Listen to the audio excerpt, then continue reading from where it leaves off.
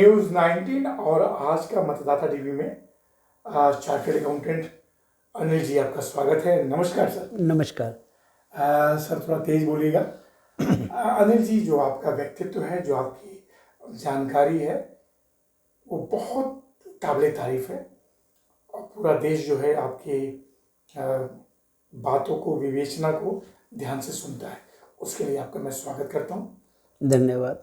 अनिल जी, जो सबसे बड़ा सवाल मेरा है कि 10 दिन पूर्व देश के वित्त मंत्री ने एक बजट दिया है, तो उस बजट का पूरा जो एक तरह से सार है वो क्या है आपकी नज़रों में?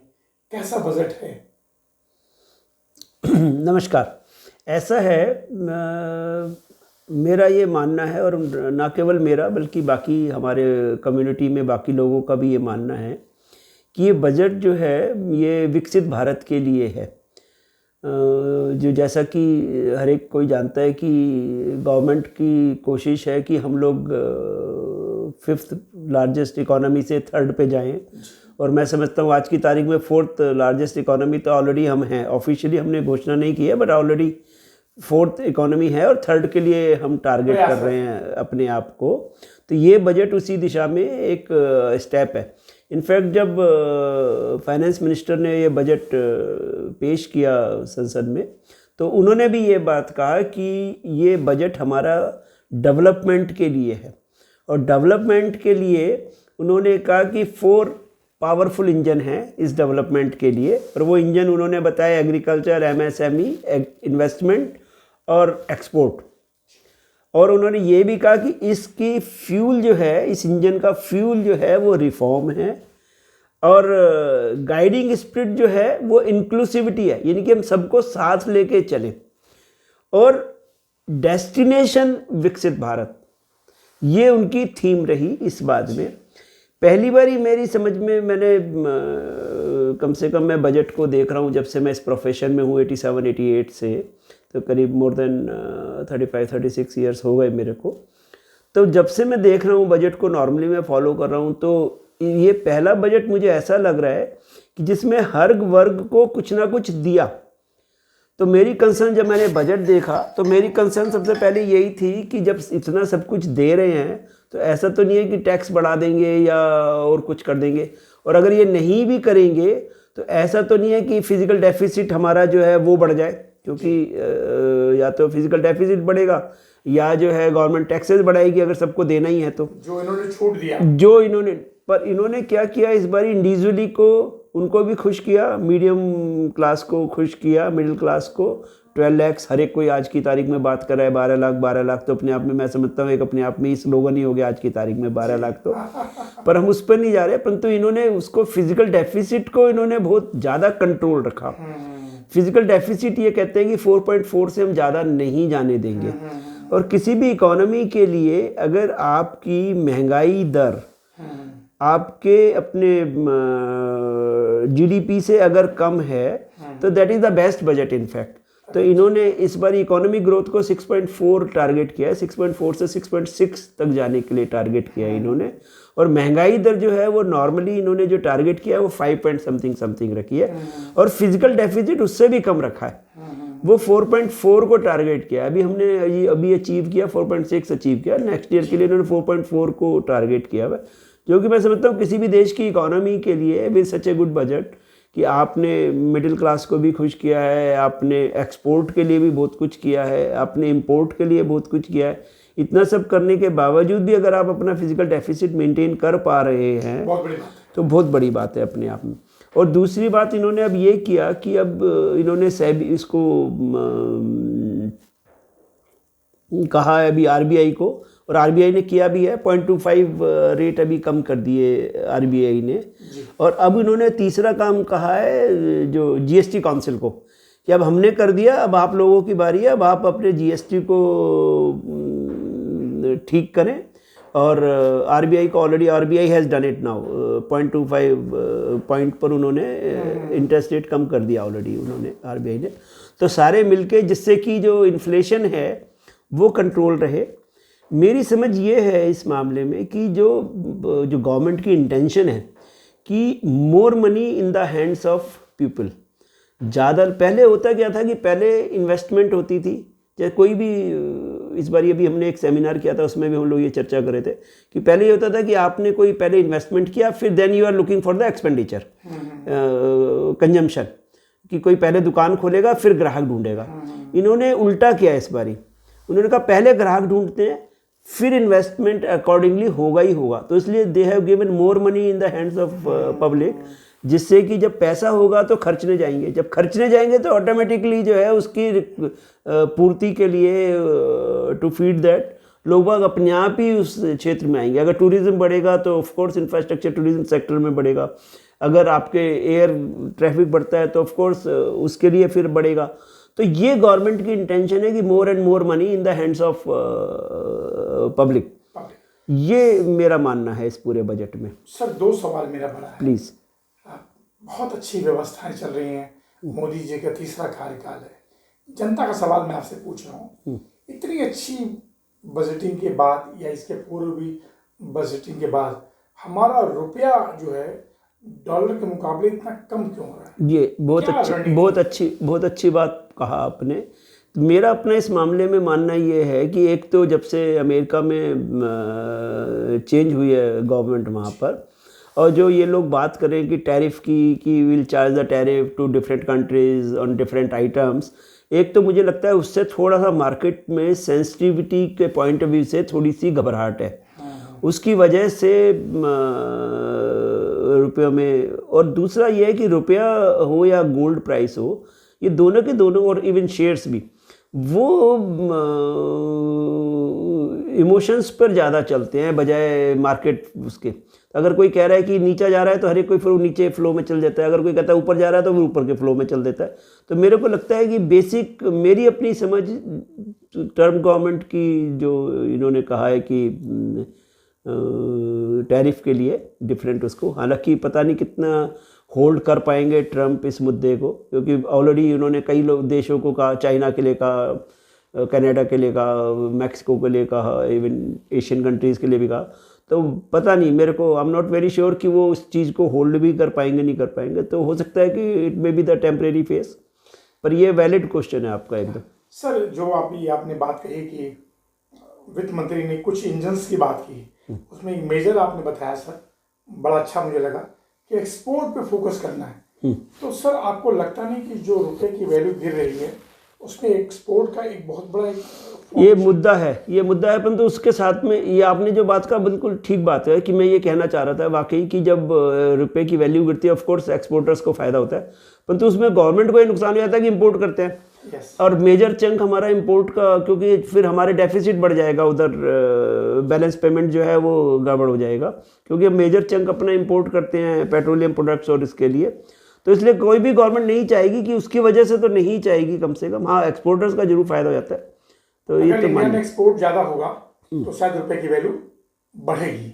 रुपए की वैल्यू तो इसमें तो फायदा तो कम होने में ही है ना, क्योंकि they will get the more money, they will get the more money, कम होने में ही फायदा, परंतु उसमें हमारे इंपोर्ट करने में खर्चा बढ़ जाता है। जी, उसकी बजाय गवर्नमेंट क्या कर रही है, जो इस बार बजट में है, जो पब्लिक इन जनरल नहीं देख पा रही है, इन्होंने कहा कि इंपोर्ट के जो मशीनरी है उनके लिए इन्होंने क्या, this is not a simple budget की इनकम टैक्स और जीएसटी सिर्फ ये बजट नहीं है, इसके साथ में एक्साइज है, इसके साथ में कस्टम है, इसके साथ में बाकी चीज़ें हैं। तो गवर्नमेंट ने उसमें काफ़ी सारी चेंजेस किए कि अगर आप इंपोर्ट कर रहे हैं तो उसके ऊपर क्या टैक्सेस के बेनिफिट हैं, और आप अगर एक्सपोर्ट करेंगे तो क्या है टैक्स की आपको एक्सपोर्ट की कमिटमेंट है नहीं है। तो उसमें इतनी सारी उसमें गवर्नमेंट ने कोशिश की है कि वो जो बिजनेस है इन होल, जो मैंने कहा भी इंजन की बात की, इन्वेस्टमेंट, एमएसएमई। दूसरी बात इस बार एमएसएमई को गवर्नमेंट के साथ एक समस्या और है, ये बजट सिर्फ, मैं बार बार कह रहा हूँ, सिर्फ टैक्स डेबिट क्रेडिट करना या एज ए चार्टर्ड अकाउंटेंट आप में से पूछे तो सिर्फ ये नहीं है कि रुपए की वैल्यू कम होगी ज़्यादा होगी। गवर्नमेंट के लिए समस्याएं और हैं। सबसे बड़ी समस्या है रोजगार की। रोजगार, गवर्नमेंट जॉब्स ऐसे नहीं है कि बहुत सारे गवर्नमेंट जॉब्स हैं, आप हर एक को गवर्नमेंट जॉब दे नहीं सकते, तो कम ही हो रहे हैं। तो गवर्नमेंट पर जॉब क्रिएट करना जरूरी है। तो एमएसएमई को मैं समझता हूँ कि एमएसएमई अपने आप में एक ऐसा सेक्टर है जो काफ़ी लोगों को रोजगार देता है, काफ़ी लोगों को। तो गवर्नमेंट ने क्या किया, अभी मेरी बात हो रही थी डायरेक्टर एमएसएमई जो दिल्ली में हैं, उनसे मेरी बात हो रही थी, इनफैक्ट हम चाह भी रहे थे कि उनको बुलाने के लिए अपने यहाँ पर, कि एमएसएमई की एक तो उन्होंने डेफिनेशन चेंज कर दी, ऑलमोस्ट डबल कर दी। जो एमएसएमई पहले 50 करोड़ की इन्वेस्टमेंट वाला था उसको उन्होंने they have made it 100 crore, जिसकी टर्नओवर पहले थी 100 करोड़ उसको उन्होंने 250 करोड़ कर दिया। तो अब ज़्यादा से ज़्यादा इंडस्ट्री को ये चाह रहे हैं कि एमएसएमई में कवर कर दें हम। जो स्टार्टअप भी उसमें स्टार्टअप जो सिंपली जो पहले माइक्रो वालों की डेफिनेशन चेंज कर दी इन्होंने, फिर मीडियम की कर दी, इस तरह से एमएसएमई में स्मॉल की कर दी, सबकी इन्होंने डेफिनेशन चेंज कर दी। इनफैक्ट उसकी लिमिट बढ़ा दी इन्होंने, जो 5 करोड़ थी उसको 10 करोड़ कर दिया, जो 50 थी उसको उन्होंने ऐसे उनको 125 करोड़ छूट भी दिया। एमएसएमई को जो नॉर्मल जो छूट है वो तो है ही, परंतु पहले क्या था कि मान लो पहले 50 करोड़ तक की कंपनी आ रही थी उसमें ब्रैकेट में, अब वो 100 करोड़ वाली भी आ गई उसके अंदर में। तो उससे फायदा यह होगा कि ज़्यादा से ज़्यादा companies will come into MSME sector. Yes yes. तो ये जो एमएसएमई को जो लोन है, जैसे एमएसएमई को बिना सिक्योरिटी के लोन मिलना है मान लो, वो आ गया। प्लस एमएसएमई अपनी आप में जो मिनिस्ट्री है वो अपने आप में बहुत सारी स्कीम चलाती है एमएसएमईज के लिए, तो वो स्कीम्स ज़्यादा से ज़्यादा कंपनियों को मिलेंगी, क्योंकि पहले कम कंपनियों को मिलती है, अब ज़्यादा कंपनियों को मिलेंगी, क्योंकि उन्होंने लिमिट चेंज कर दी उसकी।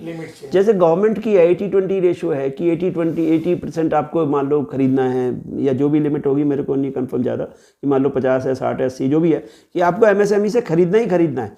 तो उनकी मार्केट जो है वो कंफर्म है कि हाँ भाई इतना तो मेरे को लेना ही लेना है। तो मैं समझता हूँ ये भी बजट में अपने आप में अपने आप में एक मुद्दा है, अपने आप में एक मुद्दा है जो रोजगार जनरेशन के लिए। सिर्फ मतलब 12 लाख, बल्कि हमने जब जो चर्चा की हमने तो 12 लाख की चर्चा ही नहीं की, हमने कहा वो तो सबको पता ही है 12 लाख हो गया। जी वो सर वो बड़ा जरूरी विषय है, उसको मैं आपसे डिस्कस करूंगा। एक चीज मैं आपसे श्योरिटी चाह रहा हूँ, क्या इस बजट से जीडीपी बढ़ेगी? मेरे हिसाब से बढ़नी चाहिए। जो मैंने बताया, जीडीपी बढ़ने का तरीका यही है कि आप ज़्यादा से ज़्यादा जब खर्चेंगे, तो मैंने अभी पहले ही कहा कि ये अपने आप में एक साइकिल है कि गवर्नमेंट चाह रही है कि ज़्यादा से ज़्यादा पैसा लोगों के हाथ में रहे, जिससे कि ज़्यादा से ज़्यादा वो खर्चें। इन्होंने ना तो सेविंग को कोई बढ़ावा दिया, इसीलिए उन्होंने कहा हमें चाहिए ही नहीं सेविंग आपकी, यू प्लीज़ कीप। आप इससे पहले जब हम 5-7-10 साल पहले अगर हम किसी बैंक में जाएं, और ख़ासतौर पे एज ए प्रोफेशनल जाते थे, तो बैंक वाले कहते थे सर कोई डिपॉजिट अच्छा सा दिलवा दो। आज की तारीख में बैंक वाले ये नहीं कहते डिपॉजिट अच्छा दिलवा दो, वो कहते हैं सर कोई अच्छा सा लोन का अकाउंट हो तो वो दिलवा दो। यानी कि बैंकों का डिपॉजिट है, पैसा है, अब वो चाह रहे हैं कि लोगों के हाथ में पैसा है, वो खर्चे। जब पैसा खर्चेंगे तो ऑफकोर्स पहिया घूमना शुरू होगा। इसलिए मैंने कहा ना, इन्वेस्टमेंट जो मोदी जी ने कहा कि जो हमारा जो 4 पिलर में एक पिलर इन्वेस्टमेंट है, तो ऑटोमेटिकली इन्वेस्टमेंट होगा। अगर एयर ट्रैफिक बढ़ेगा तो ज़्यादा से ज़्यादा लोग आएंगे, ज़्यादा कंपनियां आएंगी उसमें। अगर आपको ट्रैवलिंग बढ़ रही है तो ज़्यादा से ज़्यादा लोग होटल में आएंगे। अब आप अयोध्या देखें या कोई बाकी शहर देखें, अयोध्या में मैं समझता हूँ पहले एक भी होटल नहीं होगा ढंग का, और आज की तारीख में कितने सारे 5 स्टार इंटरनेशनल एयरपोर्ट बन गया, और नहीं और कितने सारे होटल खुल गए। तो वो तो डिमांड सप्लाई है ना, डिमांड बढ़ेगी तो ऑफकोर्स सप्लाई बढ़ानी पड़ेगी। तो जीडीपी तो जरूर, तभी तो 3rd पे पहुंचेंगे, नहीं तो पहुंचेंगे कैसे? बढ़ेगी, और जो हमारा रुपया की वैल्यू भी जो बढ़ रही है, स्टेबल, कम घटे नहीं घटे, परंतु स्टेबल तो होगी। घटना नहीं, घटना बढ़ना तो वैसे भी डॉलर से, घटना बढ़ना तो अपने आप में घटना बढ़ना तो वैसे भी डॉलर से, घटना बढ़ना तो अपने आप में एक कंपेरेटिव फिगर है। सिर्फ जो हमारी अपनी कदर है वो तो अपनी है ही, और वो दूसरा क्या कर रहा है, क्या अच्छा कर रहा है, क्या बुरा कर रहा है, मेरे ख्याल से बहुत सारे देशों से हमारी करेंसी बहुत स्ट्रांग है। पर ये मतलब इट्स जस्ट ए कंपैरिजन। अच्छा सर, मैं एक जो आम आदमी होता है उसकी ये सवाल है कि जो 12 लाख लिमिट है वाली बात है, तो उससे शायद वित्त मंत्री ने भी कहा था कि उनको जो टैक्स कलेक्शन का पैसा कम होगा, कम हो जाएगा। कहा था 1 लाख करोड़ के आसपास कहा, 1 लाख करोड़ पे। लेकिन चिंता की कोई बात नहीं है, उसको ये इनडायरेक्ट वे में जीडीपी जीएसटी, थोड़ा सा ना केवल जीएसटी के रूप में, बल्कि मतलब खर्च करेंगे जीडीपी बढ़ेगी। और गवर्नमेंट ने, देखिए गवर्नमेंट ने पैसे कहाँ से बचाए और कमाए। गवर्नमेंट ने, अगर आप सब्सिडी को देखेंगे, over a period subsidy government कम करती जा रही है, क्योंकि जैसे जैसे लोग स्ट्रांग होते जा रहे हैं, लोगों की फाइनेंशियल कंडीशन बढ़ती जा रही है। मान लो पहले किसी की, जब हम सीए करते थे उस वक्त मान लो 2 लाख रुपए की एग्जम्पशन थी, आज की तारीख में 12 लाख रुपए की एग्जम्पशन है। तो बीच में आपको याद होगा मोदी जी ने कहा कि जो गैस की सब्सिडी नहीं लेना चाहते वॉलंटरली आप छोड़ दें, बहुत लोगों ने छोड़ दी, क्योंकि जैसे ही आप वेल टू डू होते हैं तो आप खुद ही कहते हैं हमें सब्सिडी नहीं चाहिए। Same with the other facilities and other subsidies. तो गवर्नमेंट धीरे धीरे उस सब्सिडी को कम करती जा रही है। तो गवर्नमेंट ने जितने पैसे टैक्स से बचेंगे या नहीं बचेंगे, उससे ज़्यादा पैसे वहाँ बचा लेंगे वो। और अभी मेरे पास डेटा तो नहीं है, परंतु मैं देख रहा था कि कंपेयर नुकसान होगा गवर्नमेंट का, पर सब्सिडी से बचा लेंगे, सब्सिडी से बचा लेंगे और लोग खुश रहेंगे। क्योंकि गवर्नमेंट कोई भी सब्सिडी लोग लेना भाई तभी लेना चाहेगा ना सब्सिडी, तो जब वो नहीं अफोर्ड कर पाएगा। अगर मान लो आज आपको और मेरे को कोई कहे कि 200 यूनिट बिजली फ्री ले लो, हम कहेंगे नहीं लेनी क्योंकि वेल टू डू है। पर कभी गरीब आदमी को कहेंगे तो ऑफकोर्स वो कहेगा। तो ये जो चीज़ है, मैं समझता हूँ ये एक वेल प्लान्ड साइकिल है अपने आप में। ये वो दिखेगा कुछ दिन। सर एक बड़ा महत्वपूर्ण सवाल है, अभी सुप्रीम कोर्ट ने एक बात बोला है कि जो सरकार फ्री की रेहड़ी बांट रही है वो नहीं देनी चाहिए, जो फ्री की बहुत सारी सब्सिडी स्कीम चला रही है उसको बंद करे, क्योंकि राजनीति के लिए अच्छा हो सकता है, अर्थव्यवस्था के लिए बुरा होगा। तो थोड़ा सा इस पे कुछ सुप्रीम कोर्ट ने ये कहा है, बिल्कुल कहा है। सुप्रीम कोर्ट ने ये कहा है इनफैक्ट कि इससे लोगों को काम ना करने की आदत पड़ रही है, क्योंकि उनको मुफ्त में मिल रहा है, वो काम नहीं करना चाह रहे। बल्कि उन्होंने ये तक कहा है कि राजस्थान या बाकी स्टेट्स में उनको मजदूर नहीं मिल रहे हैं, क्योंकि मुफ्त में मिल रहा है तो लोग काम नहीं करना चाह रहे। तो ये तो मैं समझता हूँ सुप्रीम कोर्ट की बात जायज़ है। तो सरकार को सोचना चाहिए, सरकार से मतलब सारी पॉलिटिकल पार्टीज को सोचना चाहिए, क्योंकि ये अपने आप में एक वो है होड़ लगी हुई है कि मैं ये मुझे एक तरह से अभिशाप बन जाएगा कुछ वर्षों में। यस, और ये बिल्कुल ठीक बात है। जितने बाकी कंट्रीज हैं लाइक ब्राज़ील है और बाकी देश है, उन लोगों ने इस चीज़ को भुगता है। श्रीलंका है बेस्ट एग्जांपल, बिल्कुल हमारे पास में नीचे। इन लोगों ने इस चीज़ को भुगता है। मालदीव है, श्रीलंका है, ब्राज़ील है, इन लोगों ने ये इस तरह से मुफ्त में बांट के कभी कोई किसी का भला नहीं कर सकता। बिल्कुल सुप्रीम कोर्ट की ऑब्जर्वेशन मजबूत हो जाएगा। हाँ, उसको हटाना मुश्किल होगा। बिल्कुल ठीक बात है। दो सवाल प्लीज सर आपसे, सवाल ये था, इनकम टैक्स जो है सर, लोग थोड़ा जोड़ने में घबराते हैं। ठीक है सर, एक आम आदमी क्या इस बजट से इनकम टैक्स के जो नंबर्स हैं वो बढ़ेंगे या घटेंगे? इनकम टैक्स से नहीं घबराते लोग, income tax payer income tax से नहीं घबराते, इनकम टैक्स के पहले प्रोसेस से घबराते थे लोग। पर आज की तारीख में इनकम टैक्स का प्रोसेस इतना अच्छा है, मतलब मैंने तो कई बार ही देखा इवन अपने क्लाइंट्स के, आपने रिटर्न फाइल की, आपने बटन प्रेस किया फाइलिंग का, उधर से रिफंड वापस आ गया इन ए मिनट। जब इस तरह का कॉन्फिडेंस, पहले क्या था, कॉन्फिडेंस नहीं था। आपने रिटर्न फाइल किया, आपका रिफंड है मान लो 5,000 रुपये, आप गए इनकम टैक्स डिपार्टमेंट में, वो क्लर्क आपसे पता चला जी 2,000 रुपये मांग रहा है, तो वो लोग उस चीज़ से घबराते थे। टैक्स देने में तो ईमानदार पहले भी थे लोग, अभी भी ईमानदार हैं लोग। मुझे लोगों की ईमानदारी पे, बल्कि कई लोग आते कहते नहीं अनिल जी, क्योंकि लोगों को कई तो प्लानिंग के पॉइंट ऑफ व्यू से भी कैपिटल नहीं क्रिएट हो रही, नंबर 2 का, नंबर 1 का, ये वो सब बातें। तो लोग देने से, लोग बाग तो पहले भी ईमानदार थे, पर लोग पहले प्रोसीजर से घबराते थे। आज की तारीख में जब से ऑनलाइन हुआ है तो करप्शन कम करने, मतलब फेसलेस है, ये जो जब से ये चीज़ें हुई हैं, मैं समझता हूँ लोग नंबर ऑफ वो तो बढ़े हैं, ऑफ कोर्स काफ़ी बढ़ गए। पहले तो 1-2 करोड़ लोग देते थे टैक्स, आज की तारीख में 6 करोड़ 6.5 करोड़ से ज़्यादा रिटर्न जाती है। टैक्स कितना देते हो खैर अलग बात है, पर 6-6.5 करोड़ 7 करोड़ तक, अब ये 12 लाख की लिमिट होने से हो सकता है कि कम हो जाए, पर काफ़ी थी, मतलब काफ़ी। पर लोग प्रोसेस से घबराते थे, ना कि टैक्स देने से। हाँ, मतलब रिफंड भी हो या कुछ भी हो, फटाफट आता है। अनिल जी बस एक चीज़ और मैं पूछना चाह रहा था, बहुत सारा पैसा जो है विवादों में है सर, कई अरब विवादों में, मतलब जीएसटी के पैसा ट्रिब्यूनल न बन पाने के कारण, आपको पता होगा ट्रिब्यूनल नहीं बना हुआ है, पेंडिंग्स है, हाई कोर्ट जाना पड़ रहा है, जिसका निस्तारण महीने में हो जाना चाहिए, वो 2-2, 3-3 साल तक पेंडिंग पड़ा हुआ है। जीएसटी बने हुए 2017 से आया था, तो ट्रिब्यूनल बनना चाहिए जिससे कि पैसा चलन में आए। मैं ज़्यादा इस विषय पे जानता नहीं हूँ, पर मेरे हिसाब से जो आप बात कह रहे हैं that is making sense. In fact होना चाहिए और निस्तारण भी होना चाहिए। और आजकल पहले इन्होंने 2017 से जब से शुरू किया असल में, तब इसका वो नहीं था, कोई असेसमेंट वगैरह नहीं कर रहे थे, जो लोगों ने फाइल कर दिया मान रहे थे। पर आजकल जो है असेसमेंट का नोटिस भी आ रहा है, ऑर्डर भी आ रहे हैं वगैरह वगैरह, और उसमें गलत नोटिस भी आ रहे हैं काफ़ी, ऐसा नहीं है, काफ़ी गलत आ रहे हैं। और इसमें अगर आप बात कर रहे हैं तो एक एज ए प्रोफेशनल मेरी ये जरूर सबमिशन है कि इसमें जो पेनल्टी है, पेनल्टी बहुत ज़्यादा है। पेनल्टी इतनी ज़्यादा है कि एक हमारे क्लाइंट हैं, उनकी डिमांड निकाली उन्होंने 1190 इनकी कितने में 2380 रुपये 2380 रुपये डिमांड है और 20,000 रुपये पेनल्टी है। मतलब ये जो तरीका है मतलब बहुत ही रियलिस्टिक नहीं है मेरे हिसाब से, अनप्रैक्टिकल है। इसलिए इस चीज़ को जरूर गवर्नमेंट को कुछ ना कुछ करना चाहिए। इसी तरह से उन्होंने अभी शुरू किया है, इस बारी से IMS करके शुरू किया है, इंटरनल मैनेजमेंट सिस्टम करके। उसमें जितनी भी इनवाइस रेज होंगी सामने वाले को उसको एक्सेप्ट करना है, रिजेक्ट करना है या पेंडिंग छोड़ देना है। यानी कि अगर मैं आपके ऊपर कोई इनवाइस रेज कर रहा हूँ तो either you will say accepted, rejected और पेंडिंग। अब मान लो एक हमारे क्लाइंट हैं, उन्होंने मान लो किसी भी बिजनेसमैन को, मैं बहुत ही छोटी फिगर ले रहा हूँ, मान लो 500 इनवाइस महीने में आई, जो कि बहुत ही कम है मेरे हिसाब से।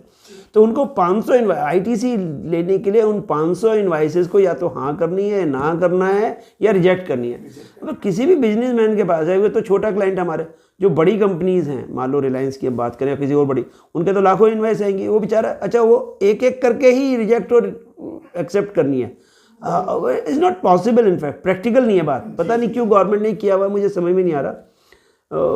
कुछ ना कुछ ऐसे मुद्दे हैं GST में जो जरूर इनको ट्रिब्यूनल भी होना चाहिए, प्लस प्रोसीजर जो मैं ये बात कर रहा हूँ, इन प्रोसीजर्स को भी सिंप्लीफाई करना चाहिए और लॉजिकल होना चाहिए। मतलब बहुत ही लॉजिकल है। अब उसमें और क्या, पेनल्टी लगा दी 20,000 रुपये। अब आप जाएंगे उसके पास क्लर्क के, वो करप्शन को बढ़ावा दे रहे हैं अननेसेसरली। सर बहुत दिक्कतें हैं, लेकिन ये तो आप मानेंगे कि मोदी जी के नेतृत्व में सब काम तेजी से और नहीं, तेजी तो हो रहा है, परंतु ये इस तरह की पेनल्टी से तो फिर लोग जाएंगे। मोदी जी तो सब जगह जा नहीं सकते ना। तो ये करप्शन को बढ़ावा देने वाला काम है। अब 2400 रुपये डिमांड है, 20,000 रुपये पेनल्टी है, तो यू कैन थिंक ऑफ कि वो आदमी क्या करेगा। बिल्कुल सोचना चाहिए।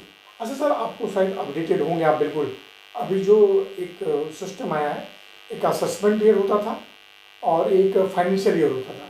अब शायद कोई उसका नया नाम, उसका नाम टैक्स ईयर कर दिया इन्होंने। अभी जो बिल आए हैं, अभी पास नहीं हुआ ना बिल, अभी इन्होंने टैक्स ईयर कर दिया ना। टैक्स ईयर कर दिया। टैक्स ईयर का मतलब जो पहले असेसमेंट ईयर जिसे कहते थे, तो टैक्स ईयर कर दिया। जी। तो फाइनेंशियल तो रहेगा ही, फाइनेंशियल तो है ही। जो पहले असेसमेंट ईयर था उसको टैक्स ईयर कर दिया। सर एक बड़ा सवाल और, देखिए, चाहे वो इंफ्रास्ट्रक्चर हो, चाहे वो सौर ऊर्जा हो, या देश के बहुत सारे स्टार्टअप को, अमेजन जैसे स्टार्टअप को, उनके सपनों को साकार करना, AI भी अभी आ गया, तो इन सब को मिलाकर कितना समय लग जाएगा भारत देश को विकसित भारत होने में, एक चार्टर्ड अकाउंटेंट की कल्पना शक्ति? ये प्रश्न तो, इसका तो मुझे मुश्किल लग रहा है, पर मेरा अपना मानना यह है कि जिस तरह से इकोनॉमी चल रही है, कम से कम मुझे AI और बाकी चीज़ों का तो नहीं पता, पर जिस तरह से इकोनॉमी चल रही है और वाकई अगर ऐसी चलती रही तो मैं समझता हूँ कि 2-3 साल में, अच्छा मतलब जो चेंजेस हो रहे हैं वो विजिबल है। In fact we can see it, हमें दिखाई दे रहा है कि अगर RRTS गाजियाबाद में आई है, RRTS अगर गाजियाबाद में आई है तो वाकई आई है, दिख रहा है, सिर्फ कागजों में नहीं है। तो मैं समझता हूँ अगर इसी स्पीड पर चलेंगे तो 2-4-5 साल में उम्मीद की जाए। तो बजट काफ़ी अच्छा है। बजट तो मेरे हिसाब से वाकई डेवलपमेंट प्रोन है। GDP बढ़ेगी, बढ़नी चाहिए, GDP बढ़नी चाहिए, डेवलपमेंट प्रोन है, अच्छा मतलब जाना चाहिए। ये मेरा, और लोग खुश हैं। 12 लाख से तो डेफिनेटली बहुत खुश है। चुनाव जीता उन्होंने? नहीं, चुनाव तो पता नहीं जीता, इसकी वजह से जीता नहीं जीता मुझे नहीं मालूम। नहीं कह रहे, सिर्फ एक छोटे से स्टेट के लिए तो इतना बड़ा बजट नहीं, पूरे हिंदुस्तान को नहीं कवर करें, क्योंकि 12 लाख तो पूरे हिंदुस्तान को देना है ना उन्हें, सिर्फ दिल्ली में तो नहीं देने ना उन्हें।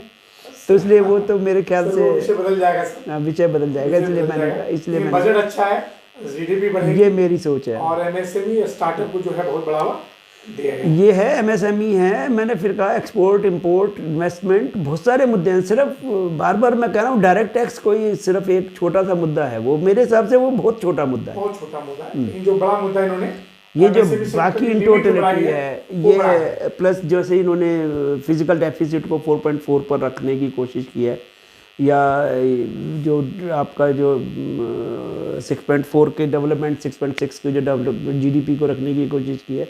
मेरे समझता हूँ ये ज़्यादा बड़े मुद्दे हैं। इन्फ्लेशन को कंट्रोल करने की, अभी अखबार में आपने भी पढ़ा होगा, 5 से नीचे आ गई हमारी इन्फ्लेशन रेट। तो इसलिए मेरे समझता हूँ ये ज़्यादा बड़े मुद्दे हैं आज की तारीख में।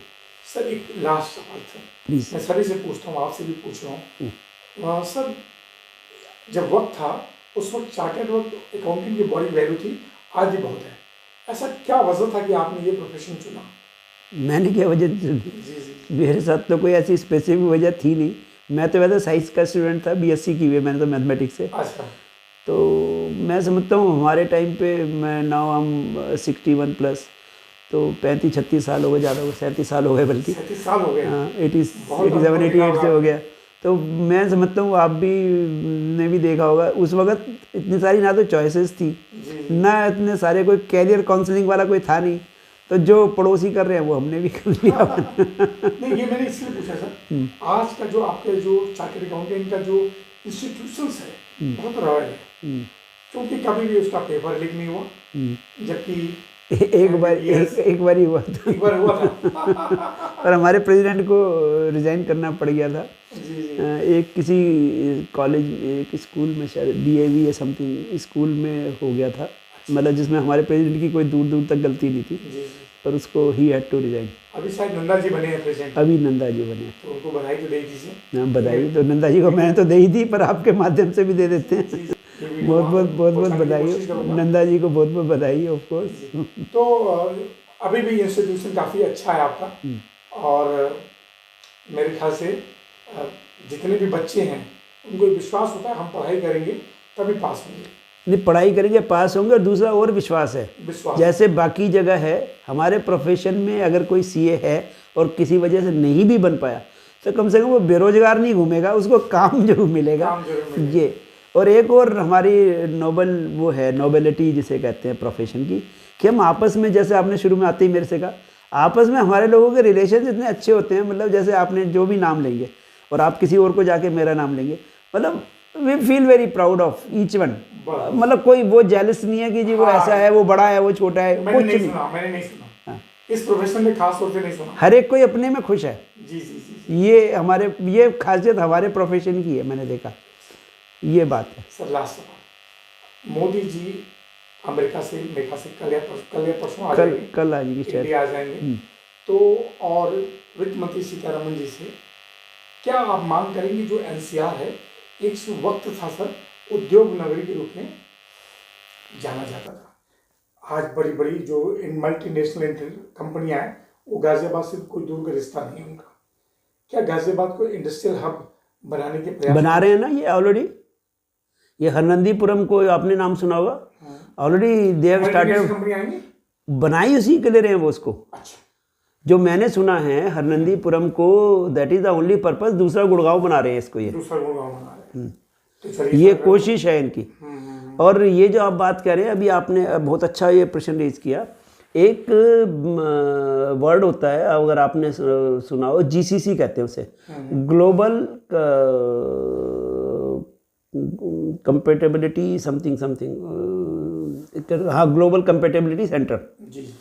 उसमें क्या है कि जितने 2 टायर सिटी हैं, 2 टियर 3 टियर सिटीज़ जो हैं, उनको डेवलप करने का कॉन्सेप्ट है हिंदुस्तान में ऑलरेडी। ये गवर्नमेंट को भी समझ में आ रही है, ये एक नई, ये अच्छी बात है इस बजट की। एक और जो मेजर बात है, जीसीसी के तहत ये 2 टियर 3 टियर जो सिटीज़ हैं हिंदुस्तान में, लाइक इन्होंने 2 शहर तो मैंने पढ़े जो आइडेंटिफाई किए इन्होंने, एक जोधपुर को और एक शायद भोपाल को, और ऐसे बाकी मेरे ख्याल से सूरत भी, और ऐसे इस टाइप के सिटीज़ को इन्होंने आइडेंटिफाई किया ऑलरेडी, जहाँ पर ये जितने बीपीओ केपीओज और जितनी इस टाइप की जो एमएनसीज हैं, इनको जो है वो शिफ्ट करने का मतलब they will open their centre there, right.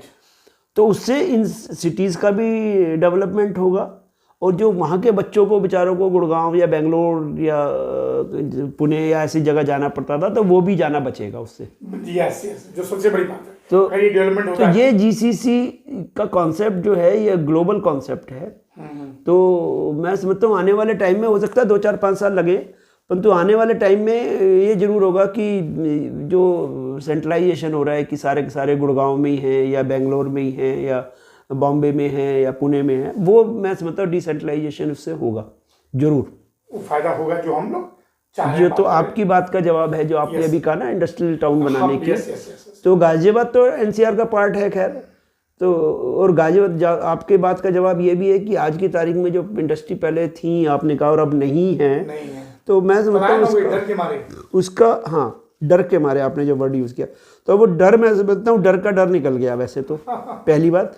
और दूसरा, अब गाजियाबाद में आज की तारीख में infrastructure wise Ghaziabad is much better compare to any other city of NCR at least.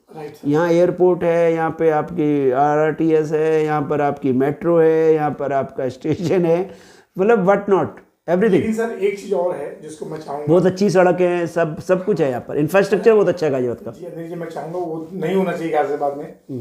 पूरे देश का सबसे ज्यादा प्रदूषित, नहीं सबसे ज़्यादा प्रदूषित तो खैर नहीं है, सबसे ज़्यादा प्रदूषित तो वैसे दिल्ली है या बाकी शहर है, पर है, हाँ, ये बात माननी। आने वाले समय में सर जो यहाँ की जो पेयजल की स्थिति है या हवा पानी की स्थिति है, वो NCR में इतने, वो तो NCR इन टोटल है ना, वो तो जब NCR सुधरेगा तो सब सुधरेगा, तो वो सुधरना चाहिए। तो ऑफ कोर्स एक तो इंडस्ट्रियल हब बनाए और यहाँ का जो वातावरण है, जो पॉल्यूशन है, उसको भी दूर करने का सरकार प्रयास करे। इंडस्ट्रियल हब तो खुद ही वही डिमांड सप्लाई है ना, मैं बार बार कह रहा हूँ, जब यहाँ का इंफ्रास्ट्रक्चर सुधरेगा या सुधर गया है, लोग खुद ही आ रहे हैं आज की तारीख में। पहले इसीलिए चले गए थे, आपने खुद ही बात ये कहा, जो डर के मारे चले गए थे। अब वो तो आप देखते हैं कानून व्यवस्था तो बड़े गर्व से हम लोग कहते हैं, मतलब बड़े हम तो नहीं योगी जी के ऊपर तो क्या, पर कानून व्यवस्था तो ऐसी है कि मैं राजस्थान को बिलोंग करता हूँ, जयपुर को, तो जब मैं अपने उन लोगों से, जयपुर वालों से या राजस्थान से मिलता हूँ लोगों से,